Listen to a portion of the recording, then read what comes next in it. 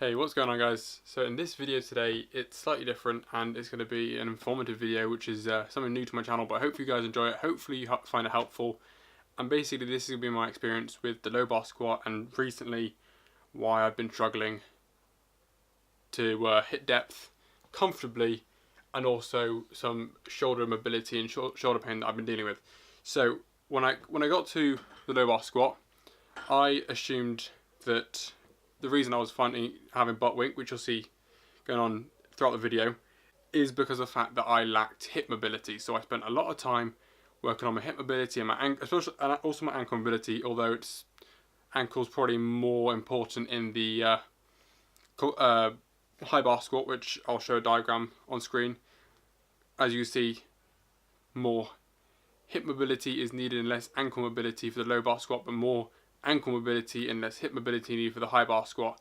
And also femur length and all that sort of stuff comes into it. But for the majority of people, it'll be that. I'm in my garage currently and it's summer and there's a lot of flies, so if you see me swat or anything, flies. So I thought it was my hip, so I spent tons of time working through my hip, getting the mobility, and then it came to the conclusion like I can sumo deadlift, but I don't have the hip mobility to do a squat. So I was a bit confused and I started looking for other places where I was struggling to get in position, and I noticed that more and more my grip for low bar was going like that. It was getting wider, and so that made me come to the conclusion that what if it's my shoulders? So I did some research, did some digging, and actually what you'll find is especially the low bar squat needs a lot of external shoulder mobility. So that's being able to reach straight up. So from there to there, straight up. And what I was doing was I was compensating for the lack of external shoulder mobility through hyperextending my spine. You'll see in the video, I'll diagram it and make it very clear to you what I'm doing. And that was then making me, as I came down, because my spine, so your spine's going to be like that, yeah? And it was looking like that. This is the worst description of it. But anyway, so instead of being neutral, it was extending backwards. And so as I came down, it would then become neutral again towards the bottom, which caused my glute to come under, which is known as butt wink. And that was, which was stopping me from hitting depth in the squat and stopping me from squatting comfortably. So for me to then comfortably squat and remove the butt wink, I need to do is external shoulder mobility. So firstly, step one is any tight areas in your latissimus dorsi, your rhomboids, your traps, your deltoids, and your rotator cuffs. Foam roll them, lacrosse ball, baseball, softball, any sort of hard ball that you can use to get into, especially in the pecs and inside of your lats and your traps. Use those. If not, use a foam roller. Just get in there and loosen everything up, remove the tightness.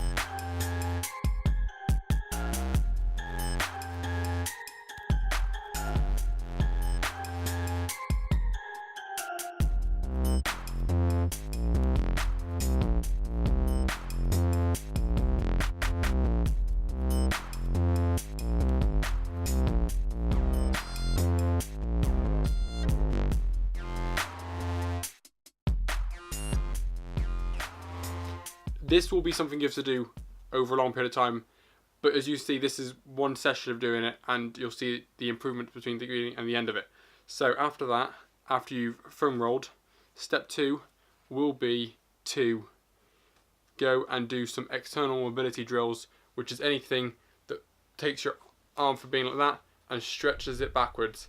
And what you shouldn't do is, you'll see here, to stretch backwards is to hyperextend, which is what I've been doing with the squat. So lying down is a good way to stop this. So lie on a hard floor, dumbbells, light dumbbells, so no more than 2.5 kilos. Ideally, if your gym has 1 kilo dumbbells or 2 kilo dumbbells, start with those, and then really you don't want to be progressing too much in weight, because these are your rotator cuffs and they are not meant to be trained for hypertrophic progressive overload. They are there to support the shoulder joint, so you need to keep them healthy by stretching them and doing some light work, which is the external rotation. The reason, this is very rambly by the way, the reason you need to be doing external rotation is because movements like bench press, especially if you're a powerlifter, where you're doing bench press a lot, is internal rotation of the shoulder joint. Therefore, if you're doing a lot of internal rotation, to stop you losing mobility and external rotation, you need to be doing external rotation equally, if not more. Now leading on to the third point, and the third thing you need to do is these 2 barbell drills, which will 100% help you. So these drills, the first one is you're going to start in a high bar position, and you're going to bring, trying to get in focus because I've got a 24mm lens because it's the brightest lens I have, but it's a close one.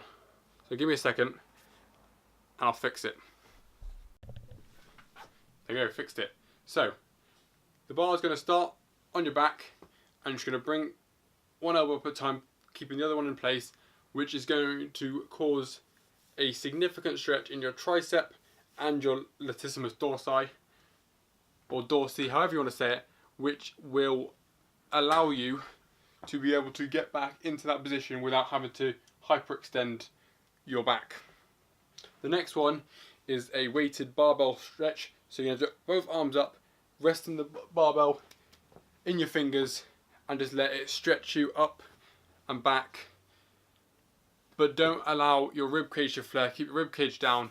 Keep your core engaged. Keep your glutes engaged. Don't let yourself hyperextend. And trust me, it will help.